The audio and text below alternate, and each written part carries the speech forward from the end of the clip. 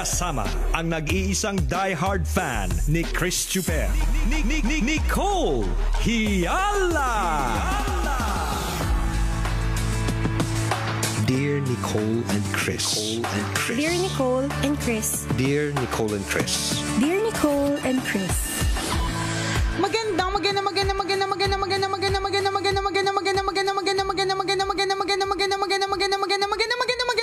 morning, Luzon, Visayas at Mindanao, Metro and Mega Manila.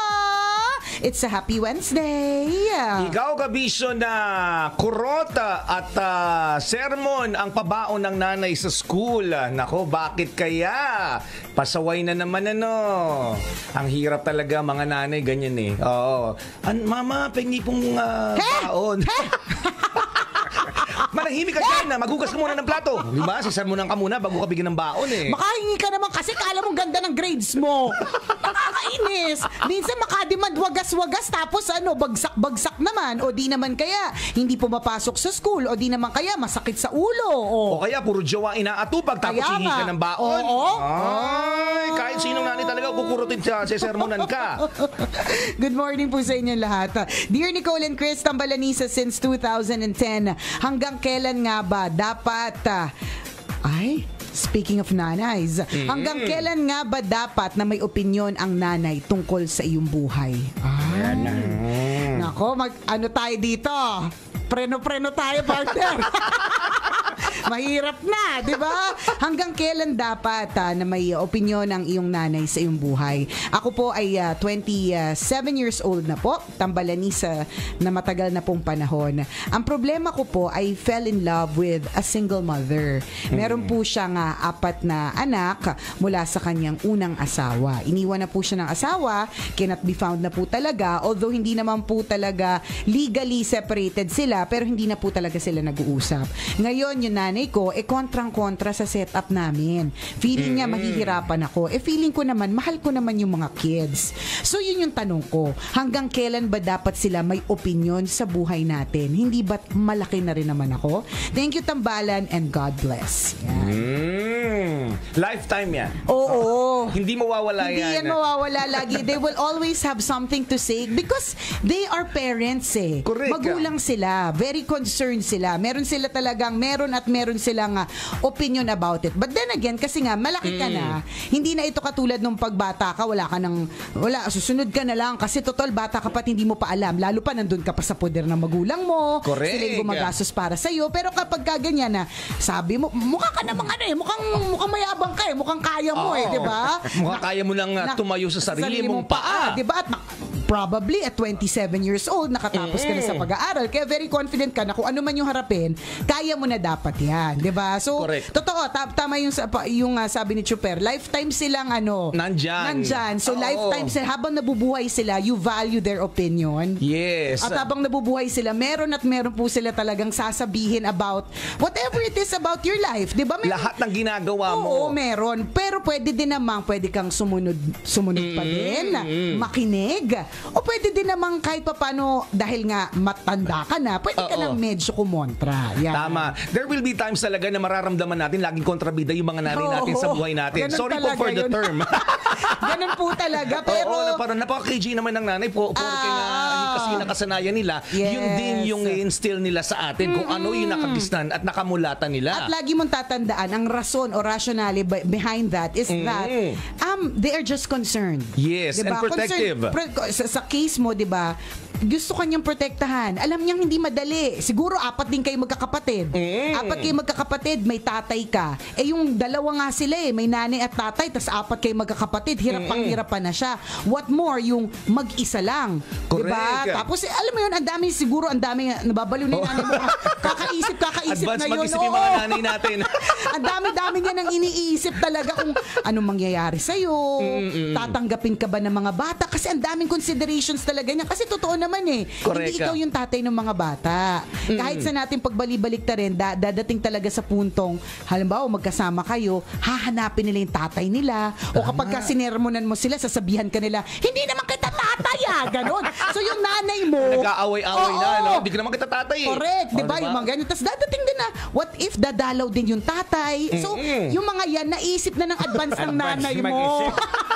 Kasi Diba? ang mga nanay, ito lang tandaan mo na perspektibo na yung ginagawang desisyon ng nanay mo, hindi para sa kanya yan. Para sa'yo. Kaya Totoo gano'n yan. na advance talaga siya. Ang dami niya na naisip, promise. Naisip niya na yung mga magiging apo nyo. Promise talaga. Kaya gano'n na lang yung opinion niya tungkol sa buhay mo. Correct, tama yung sinabi ni Tanghenyo. Totoo po yun na lahat ng sinasabi ng mga nanay natin sa atin ay para sa kapakanan din natin. Talagang may mga pagkakataon lang na hindi natin kayang tanggapin o maaaring hindi natin naiintindihan. But later on, maiintindihan natin o sasabihin na lang natin sa sarili natin, oo nga no, tama pala si nanay. Diba? Marirealize natin yun sa tamang panahon. May mga kakilala ako na yung nanay naman sa na... mga Oo. kakilala mo eh. Ito mo na nanay mo yan! May kakilala ako. Kasi bukas yung radyo sa bahay kanina eh. So wag. So, ibang tao na lang yung gagamitin ko. Wag tayo. Magpanggap mo natin. Tapos, May kakilala ko, sobrang higpit nung nanay nila. ilan taon na yung kakilala mo? 38 din? Hindi, malalaki na sila. Malalaki na sila. Malalaki. May mga asawa, may kanya-kanyang pamilya na rin. Pero yung kabataan nila, sobrang higpit yung nanay nila. Kinuwento nila sa akin, paano nga sobrang higpit? Bawal daw may manligaw. Ayaw magpaligaw dun sa bahay. Tapos to the point na nag-share sila sa akin ng kanilang kwento na isa pala sa kanila itinali nung nanay sa puno ng kung ano man. Kasi ganun ang unang panahon, di ba? Ganun kay higpit. Kasi pasaway, siguro hindi sumunod maghugas ng plato o kaya, ayang kwento pala, nagastos daw yung pera nung sa classroom treasurer kasi. Naman pala kasi. Maski ko ipatali ko rin diba? sa poste ng Marato. Ang bata-bata mo pa, magnanakaw ka na. Nakadispal ko. Nakadispal ko. Grade 4 ka pala. Estapador ka pala. Grade 4 ka pala, estapador ka na, di ba? Nakakuha ng mga 50 cents, mga ganon. Kasi that time, 50 cents, sobrang Malaki na. Sobrang laki na. So syempre, matanda na to kasi 50 cents yung nagalit. Ultimo daw yung hindi Kabats paghugas. ni Tanghenyo. Yung kakilala mo, partner. Kasi yung mga panahon, di ba, yun yung mga yun yung mga tinatali pa yung mga sa poste na Meralco daw. Tapos ang pinaglalaban pa 50 cents. yung mga sinasako. Tapos yung pinagtalian daw na po, nakakatawa nga yung kwento na nakakaawa rin in a way, na may puro antik daw, puro langgam. Oo, talagang parusa. Nadala siya noon, simula noon, nagpakatino siya. No, that time, Hindi niya naiintindihan kung bakit kailangan siyang isako tapos takutin na gagawin siyang patibay sa tulay. Oo. Nanay, di ba ganon? Hindi ka magtitino isasakuhin kita. Tapos, alam mo feeling ko, nung time na kasi wala pang social media, gawin mo yan ngayon. Oo, yari ka. Yari ka talaga. Yari ka sa netizens. Diba? Tapos lahat ng mga lawyer na magagaling o kahit basta lahat ng lawyer. Papasok sa buhay mo. Papasok sa buhay, sasabihin mo yung child abuse Kemerut. Pero nung mga time na yun, dati ang sinturon, ang latigo. Binibitin ka nga pati warik, sabi ng mga tatay, di ba, may mga ganong kwento pa. So ito totoo talaga yung nangyari na tinali daw siya sa puno ng kung ano mang puno yun. Tapos may mga langgam daw. Talagang lumaki siyang nagrebelde. Oo. So nung lumaki siya, na-realize niya, lahat pala ng ginawa ng nanay ko sa akin, para din pala sa akin. Nadisiplina siya, hindi na siya nagdispalko ng pera, lagi na siya naghuhugas ng plato. Diba? Yun yung mga bagay na sinasabi natin. Sana laging ganun. Ang perspective, ang pagkakaintindi. Minsan kasi, other way around. Kung violent yung naging childhood, kung ba naman parte sa ako ka, hindi violence yun. Para sa akin, violence yun. Tapos tatagtarin ka, gagawin kang patibay sa tulay. Diba? Tatakutin ka ng matindi, diba? Sasamahan pa ng mga 3 pusa doon sa sako. Oo. Diba? So mabuti yung kakilala mong yan, lumaki siya na maayos. Yung iba kasi, ang ending, kung violent ang childhood, nagiging violent din sila. Diba? So hinay-hinay din sa mga magulang, hindi naman din na tama na exaggerated yung violence. Kasi minsan, swerte mo kapag kapag natandaan nila yung violence, pero natandaan din nila yung lesson. Yes. Meron kasing iba na malas-malas, ang natatandaan lang nila is the violence. Correct. Alam mo naman siguro kung ano yung sobra. Piling ko sobra yung pagtali. Oo, sobra. Kaya diba? Ng mga panahon na yun, no? Okay lang yung palo pero yung tali, tsaka yung sako. Importante din kasi yung follow-up, yung hindi mo lang sasaktan yung bata, tapos yung pangaral kung bakit mo. Masarap kasi magpaluin ka dati, papakainin ka ng ice cream pagkatapos. Merong may bawi. Laki ba kayo sa palo? Natali na ako sa poste. Okay, tapos O tingnan mo, kabatch mo nga yung kanikwento ni Chuper. Yung pinaglalaban yung 50 centimos. Kasi dati ganun yung ganun yung disiplina na na meron eh. Kaya talagang nag-evolve na mababantay bata ka talaga. Oo, talaga ngayon Oo, pala. pag ginawa yan Meron ngayon. nga sa kapatid ko, may dumikit na tinidor sa likod niya. Nakakatawa isipin pero nakakaawa din. Bakit? Anong kasalanan mo? Bakit ka itinali? Parang nagnakaw ata. Bata ka pa. Bandido ka na. Yung uncle ko kasi noon parang mekaniko ng mga motor. So yung mga pyesa ng mga luma na. Nininenok mo. Alam ko na. Binenta ko sa junk shop. Tapos Kinakalakal. Kung araw din nila ako makita, doon ako sa computer siya. Oo, Akala ko nilalagay mo sa yung dati yung pamato, 'di ba nilalagyan ng pabigat yun ng mga ng mga batang 80s. Yung pamato. Tapos lalagyan mo mga pabigat na mga Akala ko yun yung ginawa mo. Alerke. So, alam mo yan. So, ginagawa to ng mga ibang mga magulang kasi gusto nila magdisiplina. Correct. So, meron pong mga rason kung bakit nila ginagawa yun. Although, again, para sa akin, too much violence is not good. Correct. Diba? Even if you want to drive at a point, even if meron kang punto na gusto mong sabihin. Diba? At mabalik tayo dun sa kabisya natin na nag-PM, ganun lang din. Katulad na nung bata ka, may opinion yung nanay mo sa sitwasyon mo, tanggapin mo. Ako para sa akin, importantatious na tanggapin mo at wag mong kontrahin. Sabihin mo na, I respect your opinion. Yes. Tinatanggap ko yung sinasabi mo. Correct. Ganon. Importante pero yun, importante din na kaya mong panindigan yung decision mo. Kasi in fairness talaga, mahirap yung sitwasyon.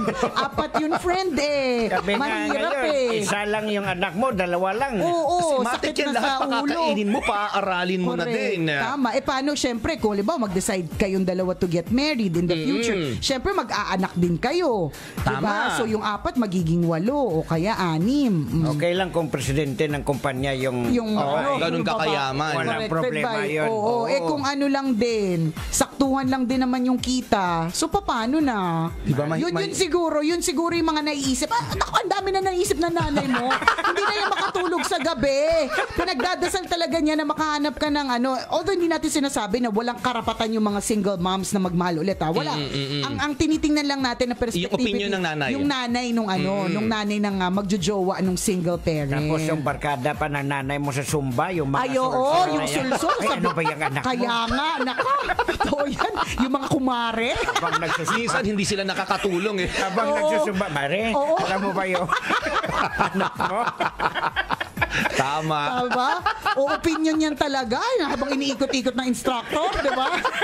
Naku talaga, Mare. Pagsabihan mo talaga yan. Woo! Ganon yun. So, laging may opinion. Oo. Pero tama yung sinabi mo, partner, kanina, na kailangan intindihin mo yung nanay mo or pakinggan mo yung nanay mo. Wag mong pahalata na kinokontra mo siya. Kasi ang mga nanay talaga sobrang sensitive. Tama. The moment na mag-oppose ka lamang sa opinion nila, dadamdamin nila yan. Tsaka magpapatong-patong yan. Pakinggan mo lang kasi talaga, opinion nila yon. So, respetuhin mo yung opinion. In the end, ako para sa akin, kung malaki ka na, kung matanda ka na, pwede ka na talaga mag-decide on your own. Yes. So, kapag sinabihan ka na nanay mo, tanggapin mo yung opinion na yon. Huwag mo nang Huwag mo kontrahin. Huwag mo Hayaan nang mo na. kontrahin. Kasi may rason kung bakit siya may ganong klaseng opinion Tsaka diba? siguro i-prove mo sa nanay mo na karapat-dapat yung babae tsaka yung pamilya at kaya mong buhayin. Yun lang naman concern niya eh. Correct. Yung hindi ka mahirapan. Oo, yun lang talaga yun. Kanya-kanyang tsaka 27 ka na rin naman. Kaya mo na mag-decide kahit paano sa sarili mo. Diba? She is just very concerned about you. That is why she has that opinion. Ikaw ba madisiplina kang nanay? Sinong disciplinarian sa inyong dalawa? Hindi ko pa masabi, bata pa anak ko eh. Okay. Medyo parehas naman. Ikaw ba yung tipong mangungurot na nanay ganun? Ay, siguro partner pag extreme. Oo. Yung mga tipong wala akong tulog sa saka mo ko aanuhin. Mga ganun. Halata nakapagkurot na, no? Yung mga tipong hindi pa nga ako nakakatulog kasi ako kukulitin. Pero alam mo, hindi pa umuwi ang anak mo, di ba? High school na hindi pa umuwi ng alas 7 ng gabi. yung mga ganyan, kasi partner. Ikot ka na ikot sa sala, hawak mo yung tsinelas. Oo, di ba? Siguro pero ngayon hindi pa. Hindi pa. Oo, hindi pa, medyo bata pa eh. Parang cute, lahat ng gawin niya cute pa eh. Iba na rin yung panahon ngayon, parang hindi mo rin magagawa eh. Parang takot ka na rin din. Kasi baka mag-hormentado yung bata, maglabas ng hinanaing sa social media. Delikado na. Dati sa atin, short lang. Pag mahaba na, lagot ka na. Tapos na. Alam mo, na-realize ko nga, hindi yan gumagana sa anak ko yung 1 to 10. Yung tas tawagin mo siya sa kumpletong pangalan. Hindi, tsaka yung 1 to 10. Yung bibilangan ko. Kasi ako, parang tumatalab yun sa akin dati sa nanay ko. Parang isa! Dati hanggang 3 lang dati. Ngayon, 1 to 10 na. Wala pa rin. 1 to 10. Alam mo, tangin nyo, ganito pa yung ginawa ko nung isang araw kasi ay lumapit. Ayaw niya maligo. Malilate na kami. Sabi ko, 9 and a half! 9 and 3 points! Kasi walang balak, patigasan walang talaga. epekto? Sabi ko sa'yo, cute lang yan ngayon. Pero gawin niya sa akin yan ng matanda siya. Hindi ko na yung papapasukin kahit kailan. Sabi ko sa'yo, nung pumatak yung 8, 1, 2, 3. Hindi gumagalaw. Nung 8 na, hindi pa gumagalaw. Yung 8 ko, may 8 and a half, 8 and 1 point, 8 and 3 points. Bago mag-9, yung 9, hinimay-himay ko ba yun? Bago mag-10, kasi ayaw sumunod. Pambihira. Baka naman iniisip niya, ito talaga si Mami, marunong ako magbilang, tinuturuan mo pa ako. Diba? Samantalang totoo Samantalang dati, may ganun lang yung nanay ko. Meron siyang lisik ng mata na alam kong she means business. Kapag ka ganun, talagang tiklop na talaga kami. Yung esophagus ko parang nagbulbul. Yung ano ko, intestines ko parang nagsama-sama sila. Ganun yung feeling Takot tayo dati. Ngayon hindi Mga bata, lumalaban Kasalanan na naman ng social media. Paano? Diba? Sasabihin mo, hinaing mo, ganyan. Ikaw ba tapos mag-depress. Mag-emote, ipopost. Magsusumbong kung kanika. Kukulong, kakabahan lahat. Ano ba naman? Nakakaloka. Kaya, alam mo, bago ka mag-isip na magkaroon ng anak, anuin mo muna yan. Yung hindi puro pasarap, dahil yung pagkakaroon ng anak, lalo na at this time and age, kabisyo. Sobrang complicated. Napakalaking responsibility po ito. Dahil iba na yung environment, iba na sila, sobra na silang empowered. Iba na sila mag-isip. Hindi lang yung basta pagpapakain, bibili ka ng gatas. Yun nga lang, mahirap na. Part of it is discipline. Mahirap yan. Yung pagtuturo ng magandang asal, kalaban mo dito is yung environment. Tapos yung safety pa, hindi kagaya sa atin ng elementary, pwede tayo maglakad. Pero ngayon, nakakatakot na hayaan mo yung mga bata. Sobra nakakatakot. Diba yung mga nagtatrending na videos na biglang kinukuha yung bata. Ay, nakakaloka. Sasama kung kani-kanino, tapos pag umuwi sa'yo, pag tinanong mo, sasagutin ka pa. Mga ganun. Diba? Bahagi yan ng pagiging magulang. Pero hindi ako laki sa palo. Laki ka ba? Hindi naman. Nasinturon ako isang beses. Sa mukha, no? Ba't alam mo? May bahid pa eh. Sabi ko, hindi, mali yung ilag ko. Hindi ka nakailag, partner. Ilag sana ako, mali. Lalo na sa pool eh. Hindi ako lumaki sa palo. So feeling ko yung anak ko hindi ko pala laki sa palo. Sa kurot ako sagana dati. Ako basta kaya itim ng singit ko eh. Nagmarka eh. Merong may ebidensya ba? Nakakalurk. Basta ako may lisik lang ng matay nanay ko na na alam kong she means business. Okay na sa akin yun. Hindi niya ako kailangan kurutin, sampalin o kaya alam ko na kagad. Kaya tinatry ko yun, parang hindi ko magawa. Nalilisik ang haba naman ng eyelashes. Sabi ng anak mo, pa-cute lang yung nanay ko. Yung mata mo yung lisik, yung niya matando pa rin. Sa cellphone niya. Okay.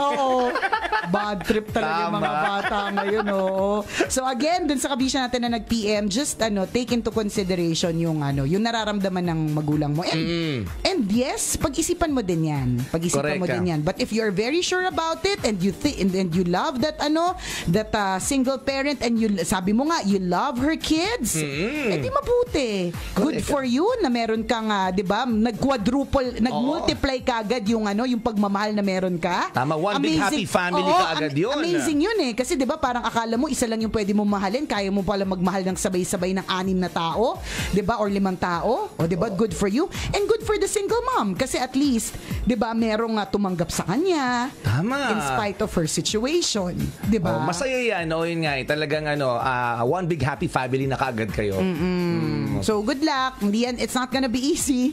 Promise namin sa iyo yan. It's not gonna be a bed of roses. Pero kung kaya mong panindigan sa nanay mo mo yan, edi panindigan mo na talaga. Okay. O siya mga kabisyo, mamaya talit na las 9 magkakabanding-bandingan. Isa na namang kwento mula sa ating Mahiwagang Burnaya. Maraming salamat sa inyo mga kabisyo. Kayo po ang dahilan kung bakit kami nananatiling number 1. Walang hate, GB lang. Love lang! Muli ako po si Nicole Liala. At ako naman si Cambio King Chris Chuper. Na nagpapaalala, una magdasal ka para mabuhay ka. Pangalawa, mag-toothbrush ka para mabuhay naman iba. Yun! Ang programang wala 90.7 Love Radio. Love lang. Always your number one. SM radio station.